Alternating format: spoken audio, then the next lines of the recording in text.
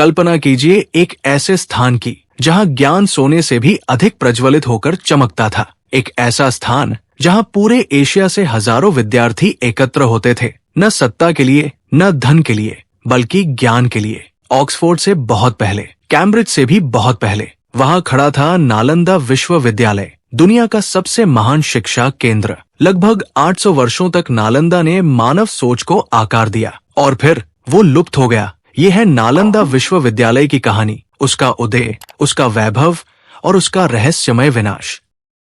नालंदा की स्थापना 5वीं शताब्दी ईस्वी में गुप्त सम्राट कुमारगुप्त प्रथम के शासनकाल में हुई। वर्तमान बिहार में स्थित नालंदा केवल एक विद्यालय नहीं था, ये एक विशाल आवासीय विश्वविद्यालय था जैसा दुनिया ने पहले कभी नहीं देखा था। सैकड़ों एकड़ में फैले नालंदा में थे विशाल पुस्तकालय, व्याख्यान कक्ष, ध्यान केंद्र, हजारों विद्यार्थियों के लिए छात्रावास। इसे राजकीय अनुदानों और उन राजाओं के दान से समर्थन मिलता था जो मानते थे कि ज्ञान ही शक्ति का सर्वोच्च रूप है। नालंदा एक सरल विचार पर आधारित था, शिक्षा निःशुल्क होनी चाहिए और ज्ञान हर उस व्यक्ति का अधिकार होना चाहिए जो उसे प्राप्त करना चाहता है। अपने उत्कर्ष काल में नालंदा में 10,000 से अधिक विद्यार्थी और 2,000 शिक्षक थे। विद्यार्थी यहाँ आते थे चीन से, कोरिया से, तिब्बत से, श्रीलंका से, दक्षिण पूर्व एशिया से। नालंदा प्राचीन विश्व का हार्वर्ड बन चुका था। यहाँ पढ़ाए जाने वाले विषय आश्चर्यजनक रूप से उन्नत थे।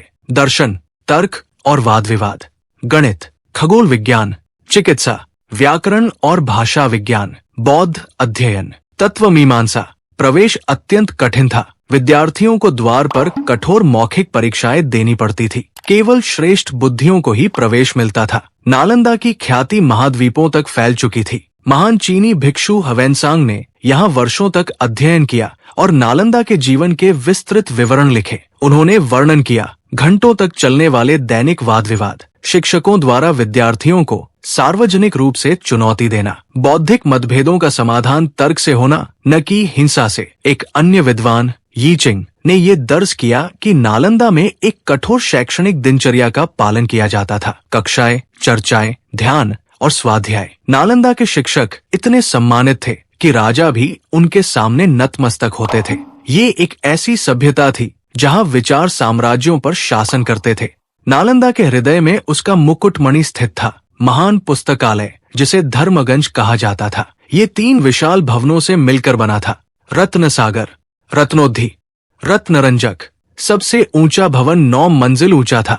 इस पुस्तकालय में ताड़पत्रों और वृक्षों की छाल पर लिखी गई सैकड़ों हजारों पांडुलिपियां थी। कहा जाता है कि जब नालंदा जला तो पुस्तकों की अत्यधिक संख्या के कारण आग महीनों तक बुझी नहीं। ज्ञान स्वयं आग की लपटों में समा गया। 12वीं शताब्दी में नालंदा को एक दुखद अंत का सामना करना पड़ा। ऐतिहासिक विवरणों के अनुसार उस पर तुर्क आक्रमणकारी बख्तियार खिलजी ने हमला किया। सैनिकों के बजाय भिक्षुओं को देखकर उसने ये मान लिया कि इस विश्वविद्यालय का कोई विशेष महत्व नहीं है। पुस्तकालय जला दिए गए, शिक्षकों को मार दिया गया या भागने पर मजबूर किया गया। विद्यार्थी पूरे एशिया में बिखर गए। नालंदा के विनाश के साथ भारत ने अपना सबसे महान ज्ञान केंद्र खो दिया और दुनिया ने सदियों की बुद्धिमत्ता खो दी। सदियों तक नालंदा भुला दिया गया, मिट्टी और सन्नाटे के नीचे दबा हुआ।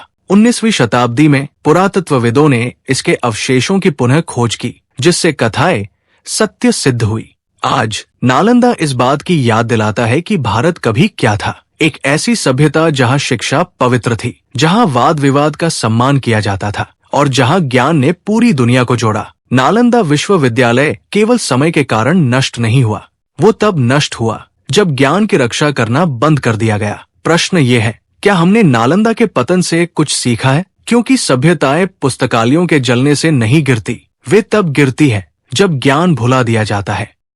पास तंत्र, जहां समय सत्य बनता है।